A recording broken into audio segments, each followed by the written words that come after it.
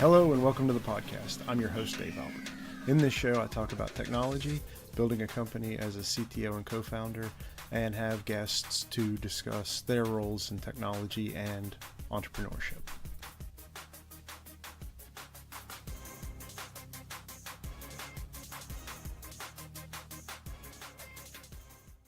Okay, let's get into it. So it's been a while since my last podcast post, whatever you call it. I guess it'd be a post. Anyway, the reason that I've been so lax is that I've continued to want to carry this on, but it seemed a bit overwhelming because the first few episodes I tried to edit to make it not have the pauses and the ums and the coughs and the sneezes, and I realized that that didn't really do that much for me.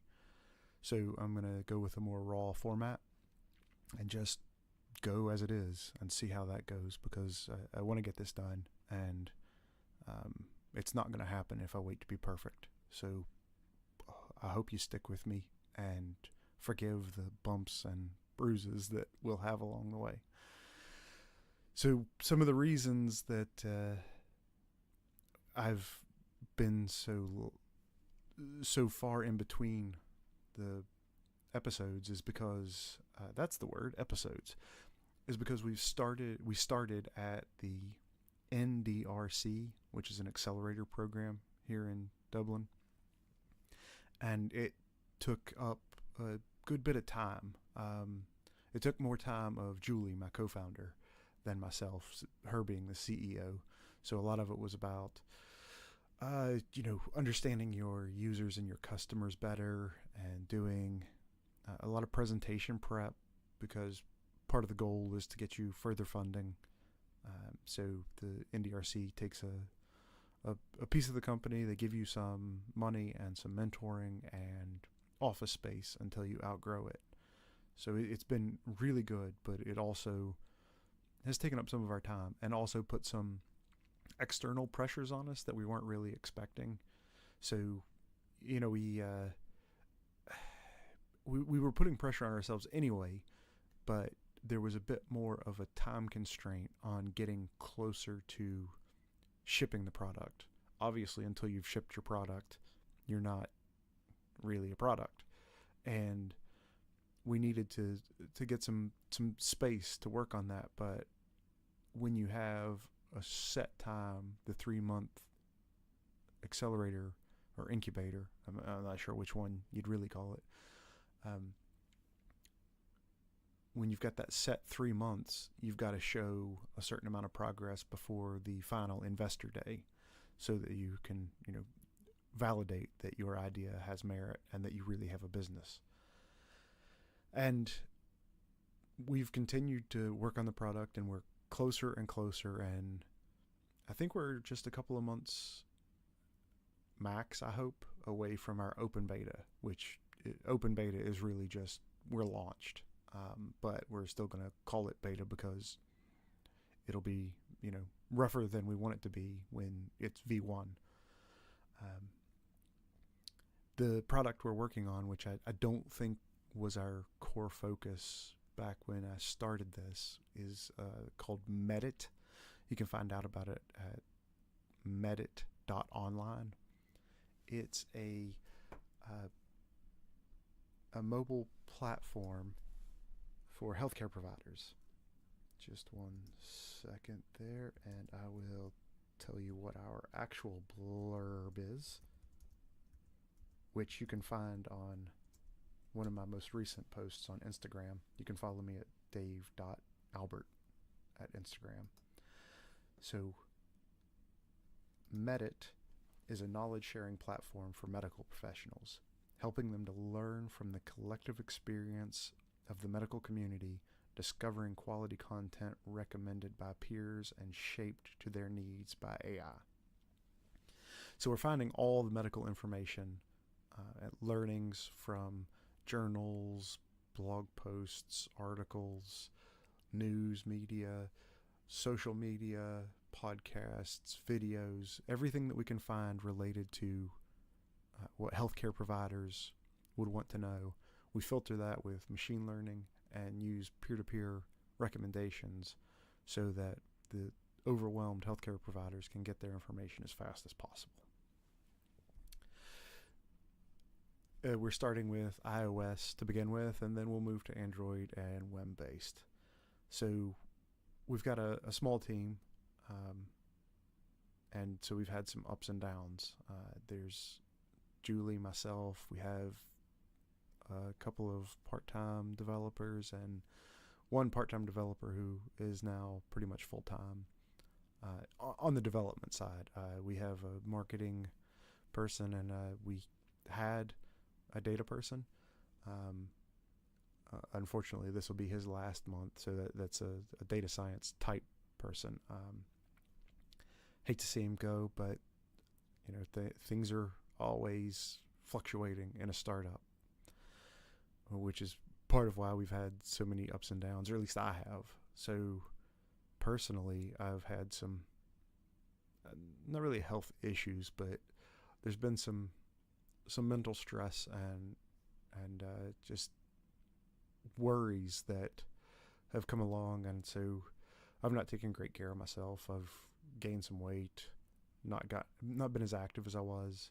I used to cycle from home to Symantec and back, every day when I would go into the office, which was 3-4 days a week, sometimes 5, of course, and that was 11 kilometers, 7 miles each way. So 45 minutes each way of exercise, which I no longer get. I've started hot yoga, and that's amazing, and I feel so much better when I go, but I'll get to stages where I get busy with work and forget to keep going, and then a month goes by and I feel terrible, both body and mind. So I'm trying to take better care of myself, eat healthier food, and go back more. Your mental health is a really strange thing where it can take a huge toll on all aspects of your life if you're not staying on top of taking care of yourself. So we had some issues that happened in the team. Not interpersonal such as that, but one of our developers got malaria, which is just wonderful. Not really. It's terrible for him, but he's fine. But we lost him for a few months. Then he had some issues with his with the flooding, and so we didn't get any. We lost him for I guess it was almost 2 months, but he's back now, and he's only part-time, but still he has a big impact, as everybody does in a small team. Another team member had some family issues and wasn't with us much at all for a few weeks, and I guess that really kind of stretched out to a month. And then just some random just sicknesses. Not nothing serious, but colds and flus and things like that. And so when you've got a small team, small issues actually turn into big issues. There was a bit of a break there. Sorry about that. Just as in typical fashion would expect, the day that I decide that I'm going to do it raw, there's a big thing going on in the house that wasn't expected. There's a huge rain going on. Surprising in Ireland, I know, right? And my wife came back from taking the kids to school, and everybody was drenched, so I had to help her get some new clothes for the kids. So let's see if I can remember where I was. Sorry about that. So yeah, we had some issues in the team, health-wise and family-wise and things like that, so our productivity slowed. Also, we're all kind of learning new skills. So I know how to program. I've done it for a while. I've been kind of a team leader. I've been, a mentor. But it's new to be the architect, the team lead, the PO, the scrum master, all the things that are required to move the product forward.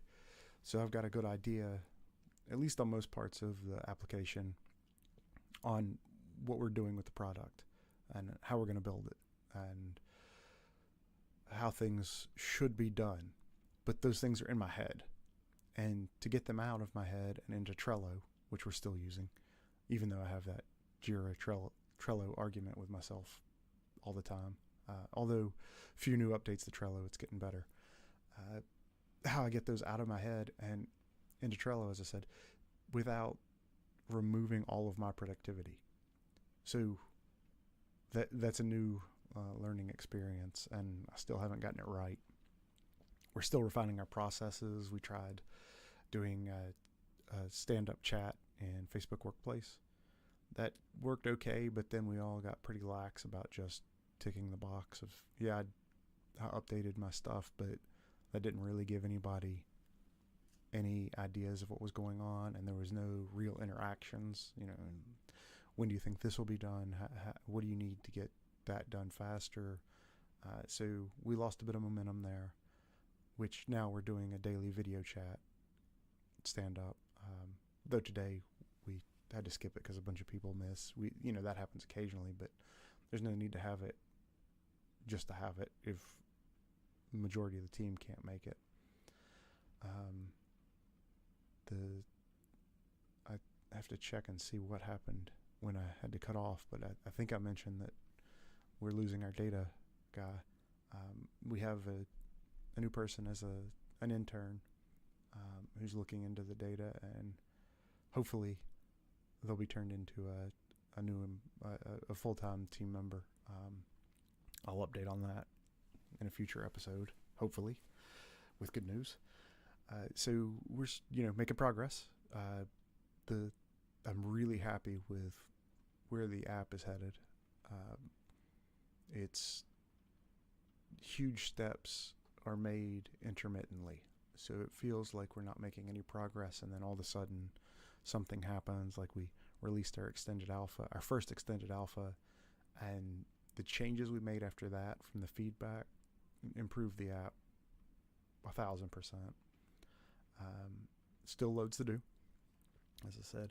So some of the other things that are really great and also challenging about how we were with the NDRC would be we get credits with AWS and Azure, which is fantastic, because the last thing you need is to try to fine-tune all your expenses on hosting while you're building something.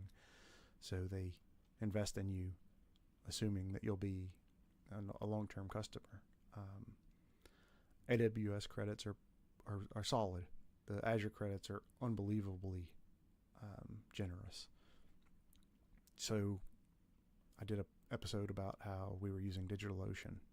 Unfortunately, because of the credits, we'll be moving a lot of our things over to AWS and Azure, because free when you're burning runway is much better than cheaper than it will be in 2 or 3 years.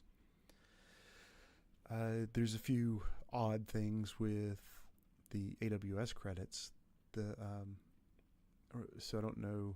Well, you can't respond. So in a typical conversation, I'd say I don't know how much you know about AWS, but reserved instances are cheaper than on-demand instances. So that just means that I will have this instance for X amount of time, a year or 3 years.